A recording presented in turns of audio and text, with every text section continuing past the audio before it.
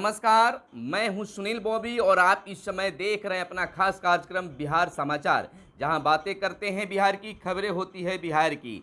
खबरें शिक्षा, रोजगार और राजनीतिक तक की। गांव की सरकार की क्या है हाल, गांव में कैसी है चकाचौंध, क्या है चर्चा, क्या है इस समय खेतीबाड़ी की खास योजना, कैसा है बाढ़ की स्थिति, कैसा है सुखाड़ की स्थिति, तमाम चीज़ों पर हम चर्चा करते हैं। तो सबसे पहली और बड़ी खबर बिहार के गांव की सरकार को लेकर।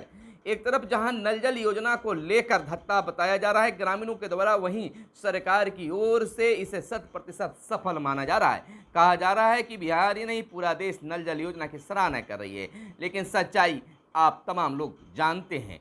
लेकिन सरकार के पास में भी यह रिपोर्ट जरूर पहुंची है कि हर घर तक नल का पानी नहीं पहुंचा है। इसको लेकर बिहार सरकार के पंचायती राज विभाग ने योजना बनाई है कि 6 माह के अंदर हर घर तक पानी पहुंचाया जाएगा। जहां नए बसावट बने हैं, नए घर बने हैं, वहां भी 6 माह के अंदर बिल्कुल निश्चित तौर पर नल का पानी पहुंचा दिया जाएगा। आपको बताते चले, छूटे घरों को 6 माह में नल जल का कनेक्शन मिल जाएगा।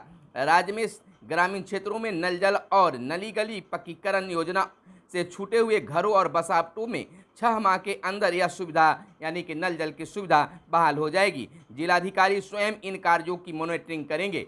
इसको लेकर पंचायती राज विभाग ने सभी डीएम को निर्देश जारी किया है।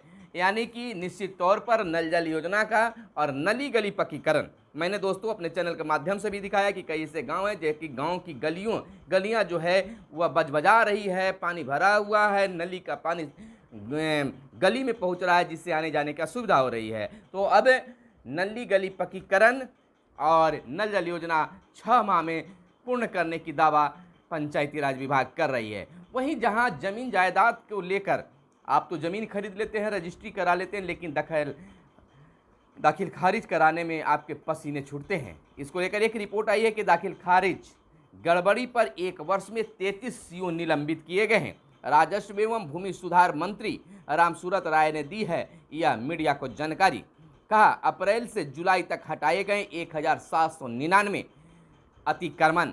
आपको बताते चले कि राजस्व एवं भूमि सुधार मंत्री रामसूरत राय ने कहा है कि बिना सटीक कारण बताए दाखिल खारिज से जुड़े आवेदन रद्द करने के आरोप में अब तक 33 सीओ निलंबित किए जा चुके हैं। साथ ही जमीन से जुड़े अन्य तरह के मामलों में गड़बड़ी या मनमानी करने वाले सैकड़ों सीओ से शोकॉज किया जा चुका है। इसके जवाब की समीक्षा करने के बाद दोषी पाए गए सीओ पर निलंबन से लेकर बर्खास्तगी तक की कार्रवाई की जाएगी। सभी डीएम को भी जांच करके दोषी सीओ पर कार्रवाई करने को कहा गया है। और 4353 राजस्व कर्मचारी की आज मंत्री करेंगे तैनाती।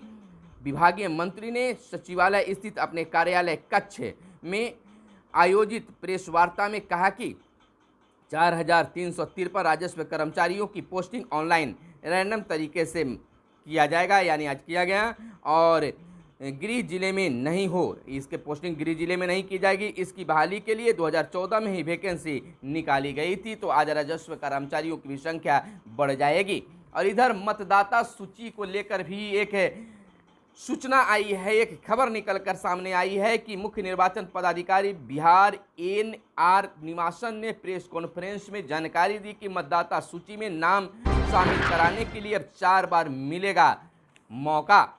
बिहार में नए मतदाताओं को अब मतदाता सूची में पंजीकरण के लिए 4 अर्हता तिथियां निर्धारित की गई है। उन्हें मतदाता सूची में नाम शामिल कराने का 4 बार मौका मिलेगा। पूर्व में एक बार 1 जनवरी की अर्हता तिथि के आधार पर ही मतदाता सूची में नए मतदाताओं के नाम का पंजीकरण होता था।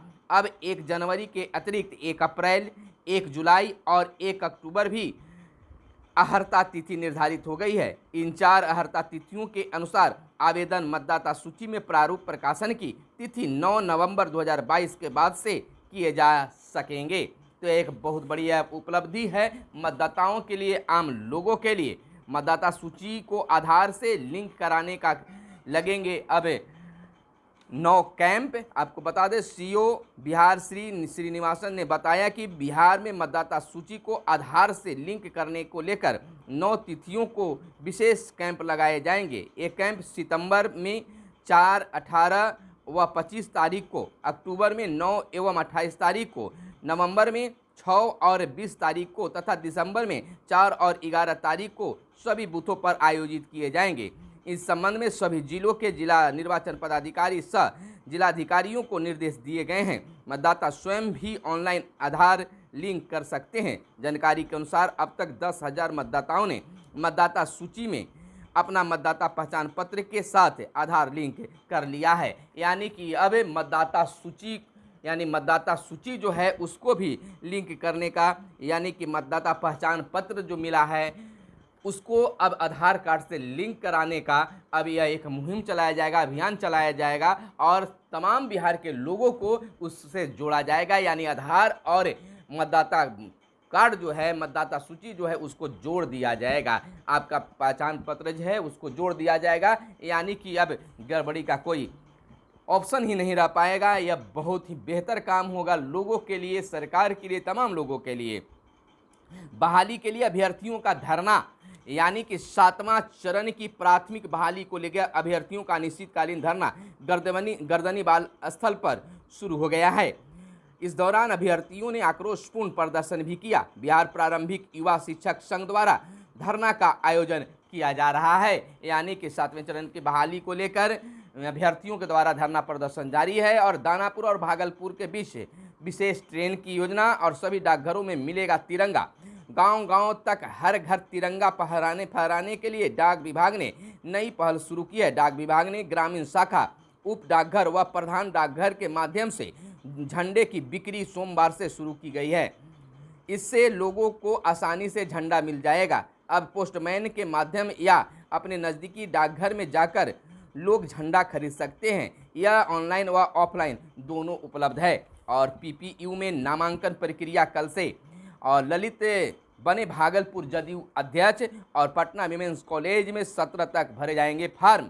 इधर आपको बता दें कि सीएम ने वेट लिफ्टिंग में स्वर्ण जीतने पर दी खिलाड़ियों को बहुत बहुत बधाई और विद्यार्थियों को पार्टी की नीति बताएं, बोले उपेंद्र कुशवाहा। जदयू छात्र प्रकोष्ठ की बैठक में पार्टी संसदीय बोर्ड के अध्यक्ष ने किया है आह्वान। कहा, आपके समक्ष कोई समस्या आए तो निसंकोच हम लोगों से संपर्क करें। टीका के बाद परेशानी पर दर्ज कराएं सूचना। यानी कि स्वास्थ्य मंत्री मंगल पांडे ने कहा है कि कोरोना टीकाकरण के बाद माइनर, सीरियस या सीवियस प्रतिकूल प्रभाव से संबंधित सूचना टीकाकरण एवं जिला प्रतिरक्षण पदाधिकारी कोविन पोर्टल पर उपलब्ध करा रहे हैं। 30 जून से कोविन पोर्टल पर टीकाकरण पश्चात प्रतिकूल प्रभाव की सूचना लाभार्थी खुद भी पोर्टल पर दर्ज कर सकते हैं। और इधर शाह और नड्डा के निर्देशों के पालन में जुटी अब बिहार भाजपा। देश में 9 से 12 अगस्त तक देशभक्ति का वातावरण बनाना है। संजय जायसवाल ने प्रेस कॉन्फ्रेंस में दी है जानकारी। भाजपा के संयुक्त मोर्चा राष्ट्रीय कार्य समिति की बैठक के दौरान पटना आए राष्ट्रीय अध्यक्ष जेपी नड्डा और गृह मंत्री अमित शाह से मिले टास्क व निवेशों को क्रियान्वित करने में प्रदेश भाजपा जुट गई है। देश भर में 750 भाजपा नेताओं की 4 दिवसीय जुटान के समापन के अगले दिन यानी सोमवार को भाजपा प्रदेश अध्यक्ष डॉक्टर संजय जायसवाल इसके लिए संकेत दिए। प्रेस कॉन्फ्रेंस कर उन्होंने कहा है कि अमित शाह और जेपी नड्डा की ओर से जो निर्देश मिला है उसे पूरा करेंगे और उसी क्षेत्र में कार्य करेंगे। इसके लिए सभी कार्यकर्ताओं को एकजुट होने के निर्देश दिए गए हैं। डॉक्टर जायसवाल ने कहा है कि 30 और 31 जुलाई को आयोजित भाजपा के 7 मोर्चों की संयुक्त कार्य समिति की बैठक में सफलता के नए कीर्तिमान स्थापित किए हैं। इस बैठक में देश के कोने कोने से आए प्रतिनिधि केवल बिहार में आए बदलावों के साक्षी बने, बल्कि उन्होंने इस बदलाव का दिल खोलकर प्रशंसा भी की है। और इधर छूटे हुए घर पर अब नल जल योजना को संचालित किया जाएगा। आरक्षित वर्ग के उम्मीदवारों का चयन शामिल करे, हाईकोर्ट का निर्देश है। इंटर स्तरीय संयुक्त प्रतियोगिता परीक्षा में आरक्षित वर्ग के उम्मीदवारों द्वारा गैर क्रीमी लेयर प्रमाण पत्र जमा न करने पर उन्हें नौकरी की दावेदारी से वंचित नहीं किया जा सकता है। पटना हाईकोर्ट ने मामले पर सुनवाई के बाद ऐसे उम्मीदवारों को चयन प्रक्रिया में शामिल करने का आदेश दिया है। और इधर पटना में 2058 पदों के विरुद्ध 269 नियुक्ति, शिक्षक नियोजन की बात है। अब 3 से चलने वाली नियुक्ति प्रक्रिया से आस है और राज्य के माध्यमिक व उच्च माध्यमिक शिक्षकों को शनिवार को नियुक्ति पत्र बांटे गए। पटना में 2058 पदों के विरुद्ध 269, गया में 1854 की जगह 115, भागलपुर में 697 की जगह महज 80, मुजफ्फरपुर में 870 के बदले 19, हाई स्कूल में 0, मधुबनी में 989 की जगह 44, औरंगाबाद में 1086 के बदले 54, जहानाबाद में 544 के जगह 17, इसी तरह से अन्य जिलों में भी देखी गई है। और बांटे गए हैं प्रमाण पत्रों को, नियुक्ति पत्रों को, और निर्देश दिया गया। दूसरी खबर की ओर हम चलते हैं कि पर्याप्त बीज का भंडारण कर ले, निर्देश है। मुख्य सचिव अमित सोहवानी ने सचिव कृषि विभाग को निर्देश दिया है कि आकस्मिक फसल योजना पर तेजी से कार्य करें। कृषि विभाग पर्याप्त बीज का भंडारण कर ले, ताकि यदि अगस्त में भी पर्याप्त बारिश नहीं होती है तो किसानों को वैकल्पिक फसल के लिए बीज उपलब्ध कराया जा सके।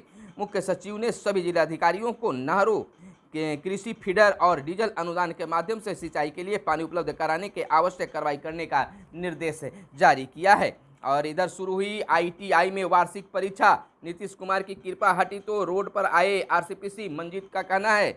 और नगर निकायों में अफसर नहीं होने से पड़ा बड़ा नियोजन कार्यक्रम पर असर, और पर्यटन स्थलों पर मिलेगी स्थानीय संस्कृति की अब झलक। मिथिला पेंटिंग से खूबसूरत दिखेगा होटल और रेस्टोरेंट, सूबे के सभी पर्यटन स्थलों की मिलेगी अब जानकारी। विभाग होटल और रेस्टोरेंट को दोबारा से लीज पर लेगा। सभी जिलों में पर्यटन केंद्र खोलने का हुआ है निर्णय। गोवा से अधिक विदेशी पर्यटक आ रहे हैं बिहार। लोगों की जान कैसे गई यह बताएं मंत्री। कांग्रेस विधानमंडल दल के नेताजी शर्मा ने मंत्री रामसूरत कुमार पर हमला बोला। आरोप लगाया है कि कैसे कैसे मंत्री भाजपा में हैं, इसकी बानगी रामसूरत कुमार हैं। मंत्री जी का कहना है कि मोदी जी हैं इसीलिए हम लोग जिंदा हैं। सबसे अच्छी बात उन्होंने यह स्वीकार की है कि जितने लोग हैं उनमें से किसी न किसी के रिश्तेदार की मौत कोरोना काल में हुई है। केवल एक स्वीकृति छूट दी गई है। ऑक्सीजन की कमी से कितने लोग मरे, यह कहने में मंत्री जी को शायद लज्जा आ रही है। इधर कुमरे के CATM समेत 5 घूसखोरी में गिरफ्तार किए गए हैं। कलंक के खिलाफ अभियान जारी है। और इधर राज्य के किसानों को डीजल अनुदान जल्द देने का निर्देश जारी किया गया है। CM नीतीश कुमार के निर्देश पर मुख्य सचिव ने की बैठक, और धान की रोपनी नहीं होने वाले इलाकों का होगा अब समीक्षा यानी आकलन। और इधर सलमान खान को बंदूक रखने के लिए लाइसेंस मिला, और 33,714 की जगह 1,850 शिक्षकों का हुआ नियोजन। छठे चरण में हाई स्कूल के लिए 1,402 अभ्यर्थियों की नियुक्ति। उच्च माध्यमिक के लिए 448 का हुआ है नियोजन। तो जितना होना चाहिए उतना हो नहीं पा रहा है। और बीते दिन सोमवार को काफ़ी संख्या में शिवालयों में काफ़ी भीड़ देखी गई। इधर शिवसेना समेत विपक्षी दलों का राज्यसभा में हंगामा। संजय राउत पर 4 तक ईडी की हिरासत में, और चौटाला की सजा निलंबित करने पर आदेश सुरक्षित। और लोकसभा में गतिरोध टूटा, 4 सांसदों का निलंबन वापस। और जबलपुर के निजी अस्पताल में आग से 8 लोगों की हुई मौत। और 5G का स्पेक्ट्रम 1.5 लाख करोड़ में बिका। जियो कंपनी बोली लगाने में रही अव्वल, और अडानी ने 26 मेगाहर्ट्ज से स्पेक्ट्रम खरीदा। तो यह थी आज की प्रमुख बिहार के साथ साथ देश दुनिया की खबरें, जो तमाम लोगों को जानना जरूरी था। कुछ और खबरें चलते चलते आपको बता दें कि आयकर रिटर्न ई सत्यापन के लिए अब सिर्फ 30 दिन मिलेंगे। और GST 28% बढ़ा, GST संग्रह 28% बढ़ा, बेरोजगारी भी नरम पड़ी। इधर सेंसेक्स ने 4 दिन में भरा 2,850 अंक का फर्राटा। इधर अंशिता शेवली ने दिलाया तीसरा स्वर्ण। और इंग्लैंड के खिलाफ महिला हॉकी टीम की असली परीक्षा। महिला मैचों में पुरुष कोच के रहने पर विवाद। और इधर आपको बता दें मैक कॉन के पुल में रिकॉर्ड 11 पदक। और इधर लंबी रोग की चपेट में आकर जान गंवा रहे हैं मवेशी। और संजय राउत की गिरफ्तारी पर संग्राम मचा हुआ है। मंकी पॉक्स संक्रमण से देश में पहली मौत की हुई पुष्टि। और पूर्व कांग्रेस अध्यक्ष समेत कई विधायक साजिश में शामिल, झारखंड की बात है। और उत्तर पश्चिमी राज्यों में अच्छी बारिश होगी। लोकसभा में विपक्ष ने महंगाई पर सरकार को घेरा। वहीं गाजियाबाद में 7 लोगों के हत्यारों को फांसी। राज्य में बाढ़ से देश की अर्थव्यवस्था पर बढ़ रहा है बोझ, नुकसान की बात है। और भारतीय बच्चों में मोटापा बन सकती है महामारी। तो अपने बच्चों को रखें ख्याल, भरपूर विटामिनों का करें भरपूर उपयोग कराएं।